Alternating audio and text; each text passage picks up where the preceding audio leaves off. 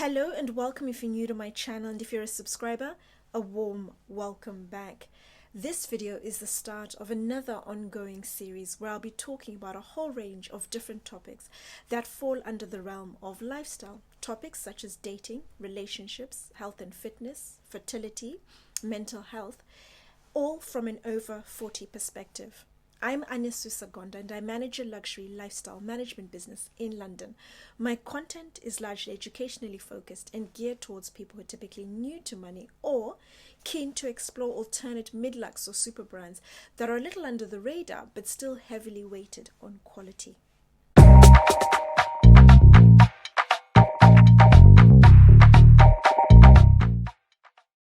A little under a year ago, I started my YouTube channel for a couple of reasons. Firstly, I wanted to talk specifically about luxury across the board and with an educational focus because it's a space that I really enjoy working in.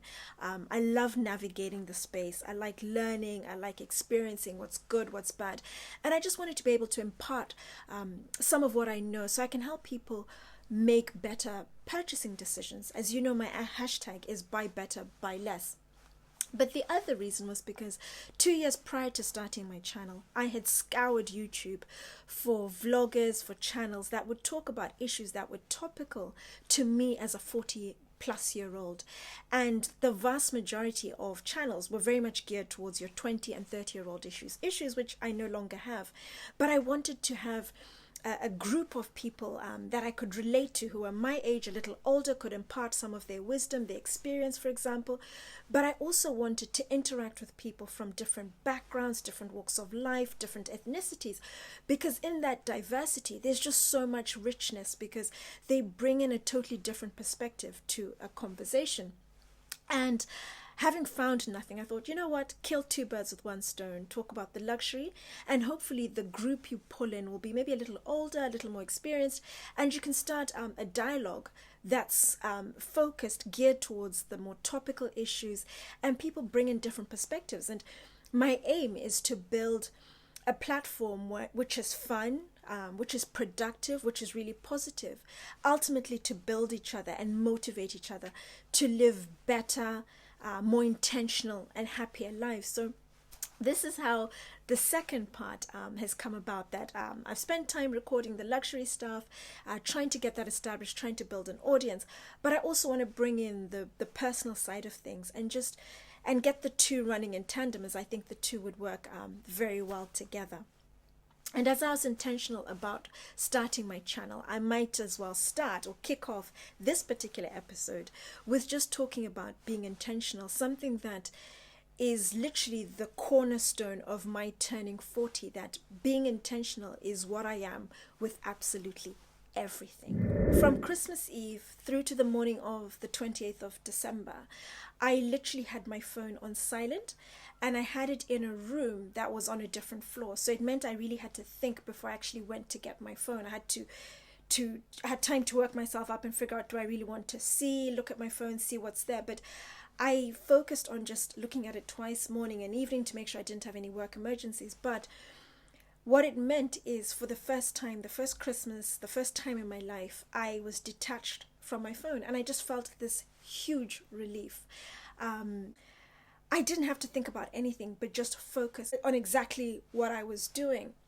And I found, for example, whether I was reading, I was doing some research, I was watching TV, I was having a conversation with someone, I was really plugged into that thing. I was really focused into it, and I didn't have any issues of, oh, I might have a meeting, or I have to check my emails, or I have to do anything. I was so focused on what I was doing, and I actually felt very light and very relaxed by it. I really, really enjoyed it. And more so, just talking to people and not having to think I need to rush off somewhere, or, you know, time is getting on, let me think of doing something else, but let me just zone in and talk to this person and enjoy myself. And it was something that I just thought, it's important, it's imperative at certain points during the year. Detox. I know people talk about detoxing from their apps, from their phone and so forth, but it's such a game changer, especially when you mentally prepare yourself and you think, I'm going to do this, let go, life still goes on whether you're there or not. And I will do it going forward, and as I've mentioned, during certain points of the year, and just during the day actually say I'm going to pick up my phone from this point in the morning and then put it down in the evening, because we've just become such prisoners of our phones and everything else going on around it. The phone controls you as opposed to you controlling it. The other point at which I've been intentional, as I mentioned before, with my life is when I look at things like dating, for example. I was very intentional from the get-go when I started, that I wanted to meet people who were like-minded, who are fun, and I would enjoy the relationship and not just haphazardly go into it. And I was discerning in terms of the sites I would sign up to, sites where I'd find people who were potentially like-minded, similar background in terms of educated, possibly traveled, professional people. But I also went for sites where people typically paid. I found there was a big difference between paid sites and free sites. Free sites, you tended to get people who were just there, who didn't care, didn't prioritize, and just didn't really think much about how they looked, how they presented themselves, and so forth. But with the paid sites, it's people who are typically quite conscious because they're paying money, and especially depending on the subscription, they're really focused because they want to get their money's worth, and they're also serious about finding someone who is like-minded and ticks the boxes they're after. And the other thing I found is that apart from online dating, I also looked at going out. I'm somebody who's fearless in terms of I can go to the movies, I can travel, and also being open and talking to people. And when you're on your own, I have found people are a lot more amenable, a lot more relaxed, and come to you because they think you're by yourself and start a conversation. And you also get talking to other people who are potentially by themselves. But I was just intentional about the websites I went to, the type of people I met, the profiles I responded to, profiles where people actually made the effort as opposed to just ticking the obligatory boxes, but actually wrote a sizable profile where they spoke about themselves, what they like, what they're hoping for, and so forth. And then I look at things like relationships, and with relationships, I have totally slowed down, and I will make time to see someone and spend time. It might be a limited period of time, but when I'm with that person, I'm totally zoned into that conversation that we're having or whatever it is that we're doing together.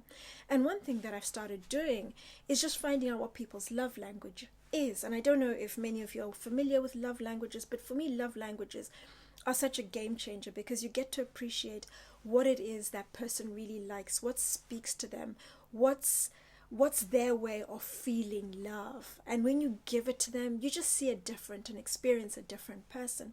So that's something that I feel quite proud of, that I now really figure out what are people's love languages, and then I zone into that and give them a lot of that. And then the other thing I look at is, for example, my health and fitness, especially somebody over 40 and having children in my 40s.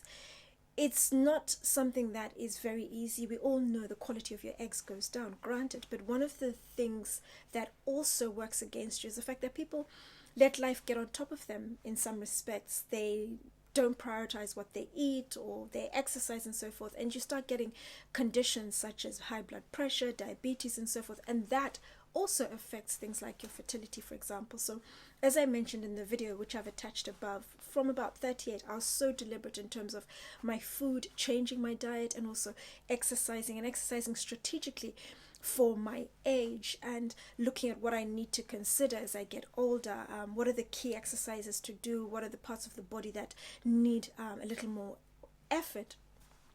And then I also look at things like, for example, my mental health. I look at friendships and how it's so important you surround yourself with people who are on your side, people who support, people who encourage, people who are positive to you. And one thing I've learned with friendships, and I'm sure a lot of you have also felt it, is as you get older, the friends become less and less, and it's involuntary in some cases. They just either die, they peter off, you drift, they have children, your circumstances change, or you just think we're no longer aligned and you just drift apart. And what I found is I like the concept of having quality friendships where I have just a handful of friends, and I'm really invested in them. I know what's going on in their lives. I pulse with them. I'm there for them in every sense of the word. And it's something that I prefer, because if you have a lot of friends like I did in my early 20s and 30s, you spread yourself quite thinly. But I found now I'm older, I'm intentional with the friendships that have just naturally surfaced to the top, and we've been there for each other for many years, and will continue to, and just investing more of my time, my effort, my energy into them, and doing things that I wouldn't necessarily do for everyone, but because they're now my key friends, that's what I'm really plugged in on. But I mean, there's so many things that I do, but every part of my life I'm intentional about what I eat, what I drink, what I watch, what I read, the conversations I have, the people I spend time with, what I do for a living, the business I get involved, because it all has a knock-on effect. It's all connected, and it's important that life doesn't have dress rehearsals. I'm not going to get a second chance in 10 years' time to rewind and start again and learn from my mistakes. I'm learning on the job. I'm learning as life goes on. But the point for me, and I think the most important foundation, and what has calmed me and stilled me and given me such peace and calm, is just being intentional. I'd love to hear if any of you have had the same experience. Are you intentional as well? How intentional are you? What are you doing? Let me know in the comments, as always, down below. But do like, share, and subscribe, and I'll see you next time. Thank you for watching, and take care.